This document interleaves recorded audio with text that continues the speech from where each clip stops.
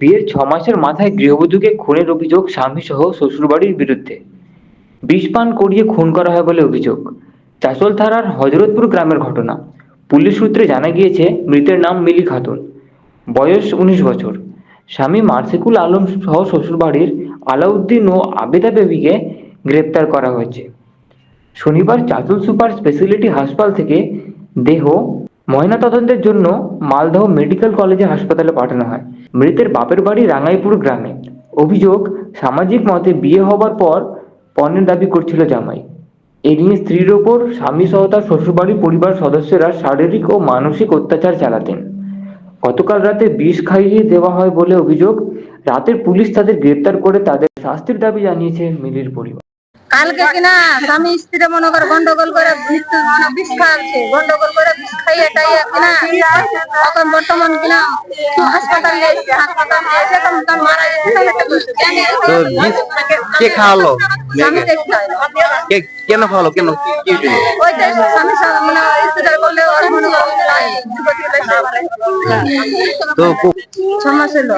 তো এই যে কি চাবি ছিল? হ্যাঁ, টাকার জন্য চাপ দিয়েছিল। ওই যে খাট নিবে, বাস খাট নিবে, হাত নিবে, মনে কর দিতে পারে না। এটাই নিয়ে গন্ডগোল চলছে ওখানে।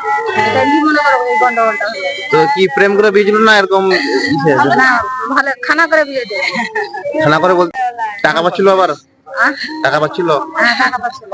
ওই টাকাটার জন্য তো মনে করে এটা অসুবিধা হলো। তো মিলি খাতুন আমার ভাগ্নি। কালকে আমাকে আমার বোন ফোন করে বললো যে যাচ্ছ বলে বিষ খেয়েছে আমার মেয়ে। কিসের জন্য বিষ খেয়ে? হসপিটাল গেলাম, আমাদের ওখানকার মালতীপুর হসপিটাল। ওখানে যে আমি মেয়েটাকে জিজ্ঞাসা করছি, তখন মুসা আছে মেয়েটা। আমি জিজ্ঞাসা করছি যে কি হয়েছে, কে বল।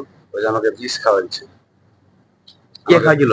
বিষ খাওয়াইছে ওরা 5 জন, শাশুড়ি, নন, স্বামী আর ভাসুর। ওইটা কথা বলে আমি ডাক্তারের কাছে ছুটি লিখি, মানে ট্রান্সফার করে যে হসপিটালে আসার জন্য। হ্যাঁ, হসপিটালে আসার জন্য ট্রান্সফার করতে এই চাঁচল হসপিটালে ঢুকতে লাস্ট কিন্তু মারা গেল, ডেড বডি। তারপর ওরা পালাচ্ছিল, ওরা পালাতে আমি ধরেছি। তো ওরা আপনার মারলো কে? মেরেছে ওর স্বামী আর ওর শাশুড়। তো কেন মারলো? কি হয়েছে? টাকা টাকা পয়সার জন্য টাকা চাইছে। কোন টাকা চাইছিল? কিসের? ফোন চাইছে। কোন চাইছিল? যখন বিয়ে হয় কি আপনার দেননি, টাকা দেননি? না, তখন তো টাকা পয়সার কোনো লেনদেন ছিল না, এরকম না। ভালো করেছে। টাকা ওগুলো তো বস খাট তো একটা দিয়ে দেওয়া হয়েছে। হ্যাঁ, আর অনেক এক্সট্রা আমার মোটর সাইকেল নিবে, ওর জন্য টাকা চাইছে। আমাকে টাকা নিয়ে এসেছে তোর বাপের বাড়ি থেকে, আমি বাইক নেবো, গাড়ি নেবো। তো দুজন বলতে আমি তো গরিব, আমি কোথায় টাকা পয়সা পাবো? এরকম করে মারধর করে বিষ খেয়ে। তো কি করে দাদা? তো গৃহস্থলী কাজ করে। তো এখন কি চাইছেন এখন? ওর শাস্তি চাই।